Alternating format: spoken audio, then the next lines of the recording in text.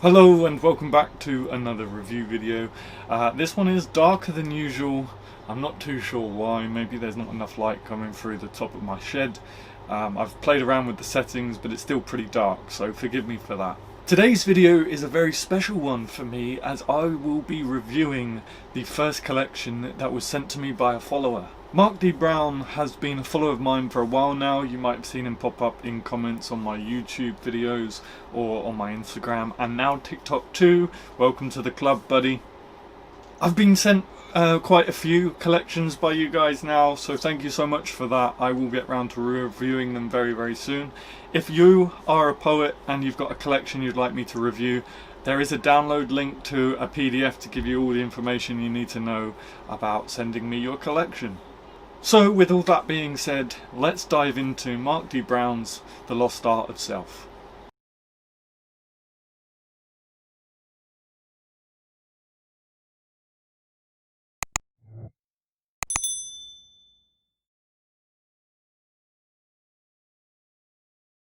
So as always, let's start with the cover and the blurb. On the back it says, "These are the words of Marc D. Brown."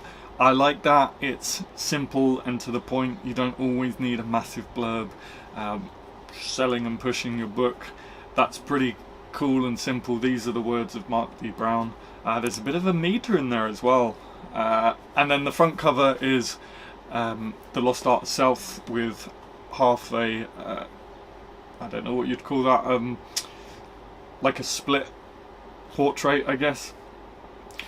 I really like the cover. It's the camera settings aren't quite picking it up and doing it justice, but it's a really sort of bright yellow, perfect for getting the attention of readers. If this was to be found in a bookshop, my eyes would go straight to it, and I know that for a fact because there is some videos on Marc D. Brown's channel with this in the background and my eyes went straight to it. So really well done with the cover. I like the font. Simple but effective. There is a lengthy introduction. I guess I'll read that for you. "This collection is a blend of poetry and free verse poetry. In my eyes, the title, The Lost Art of Self, stands alone as a piece of poetry.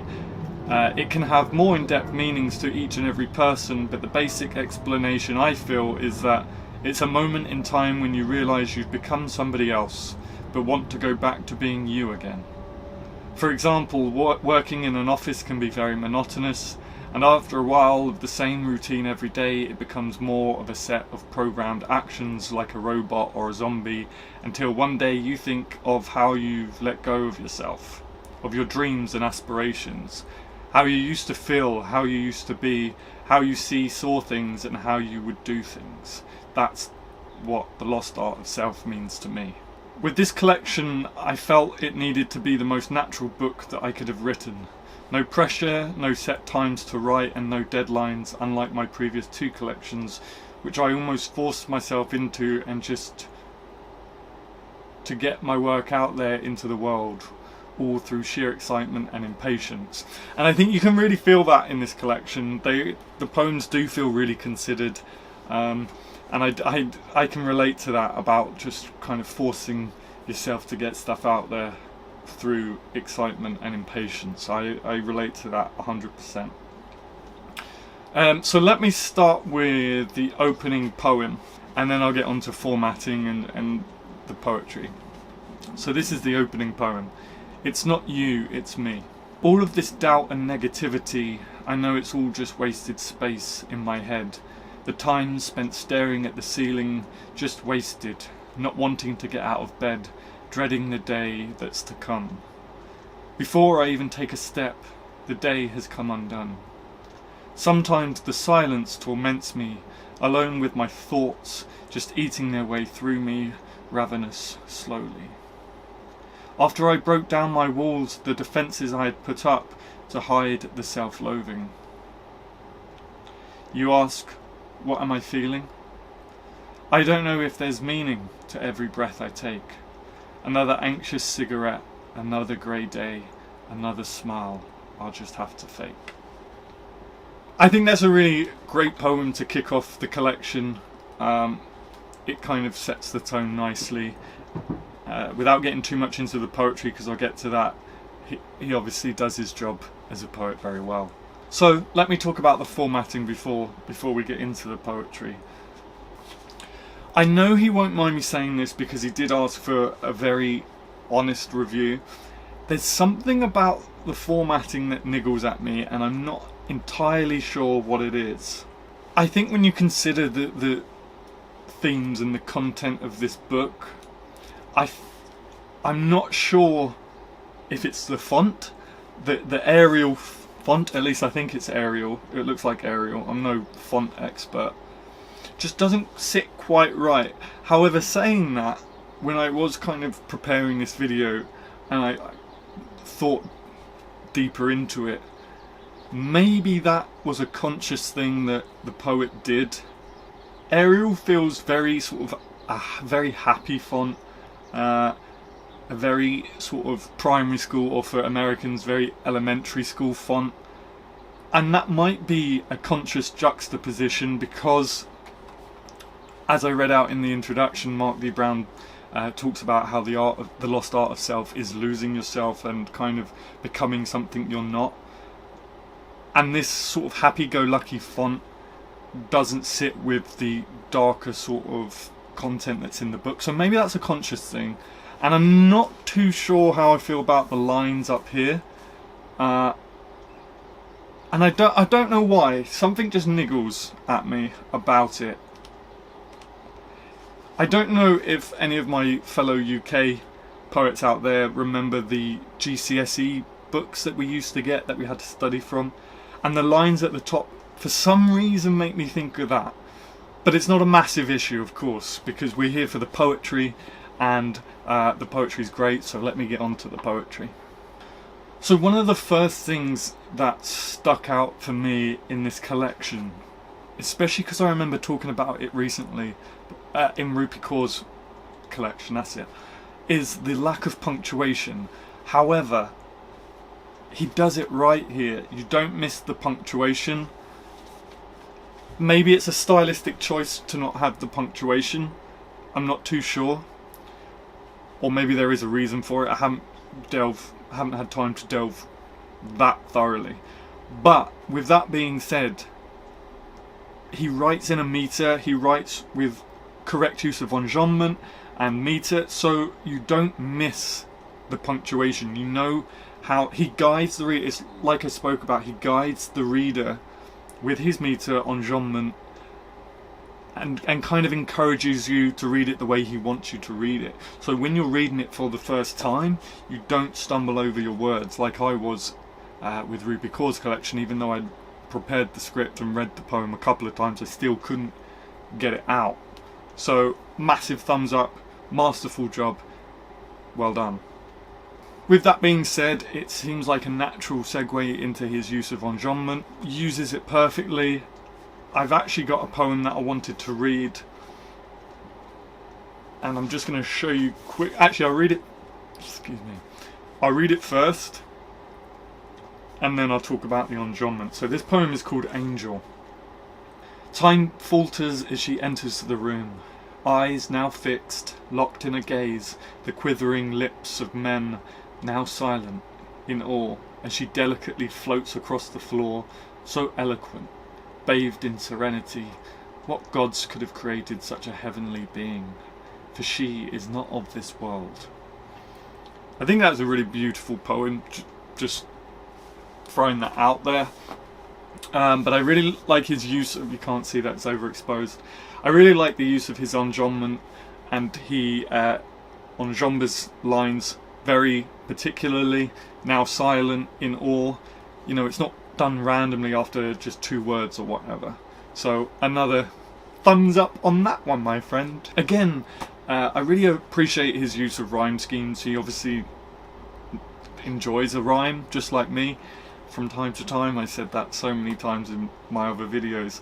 But what I'm trying to say is, this poet obviously takes the craft seriously. He doesn't just write things willy-nilly, which was expressed in the introduction anyway. But he's a poet of craft, which I appreciate, especially in this day and age where you kind of just read random stuff and there's not really much thought put into it. So before moving on to my summary, I'm just going to read one more poem that I really liked, which is going to be this one. It's called Dead Mirrors. I can fake a smile through gritted teeth. I can pretend to care yet feel no emotion. I can interact when all I really need is space, but sometimes my eyes will give me away. You can see the lie, or is it the truth? Dead mirrors with nothing behind, with nothing to say. So, what are my final thoughts on the Lost Art of Self by Marc D. Brown? I really like the fact that it's so raw and vulnerable, but not in a pretentious way. I feel like a lot of poetry out now is raw and vulnerable. Don't get me wrong, I won't take that away from the poets, but it's almost in a very sort of, it comes across unoriginal, and I hate saying that because, you know, it's not nice. I'm sure to the poets that are writing certain collections it feels original to them, but I'm so used to reading sort of collections that are Insta poetry, Instagram poems now, that it's nice to see a side of a poet who is being open and vulnerable and diving into sort of darker subjects and kind of losing yourself, which is, I think, something we all feel, especially with everything going on now. I think we've all lost ourselves a little bit this year. It's nice to kind of read something that feels very personal to this poet. You kind of read other poems and collections now, and it's difficult to differentiate between one poet's voice to another, because everything that's coming out now, it feels very similar, whereas this is very specific to this poet. And I don't know if you remember, I can't remember which video it is, but I talked about how important it is to be specific in your poem with every minute detail, because that's how you find your voice, and that's how people kind of recognise your voice. And I think Marc D. Brown has definitely got a very unique voice. So 100% would I recommend this. I'll leave the links in the description down below for you to have a look on Amazon. And I will also, somewhere along here, put his Instagram handle and TikTok handle so you can go and follow him, because he's an awesome guy. Thank you for sending this to me, Marc, and thank you for all your support and kind words over the last couple of months. And I know that you're putting another collection together, so I look forward to reading it. And until next week, my friends, peace. Before I go, I nearly forgot that there was one more poem that I wanted to read to send you on your way, and it is the titular piece, The Lost Art of Self. I want to surround myself with distance, 100 miles, maybe more, from any person standing next to me, from any of my thoughts.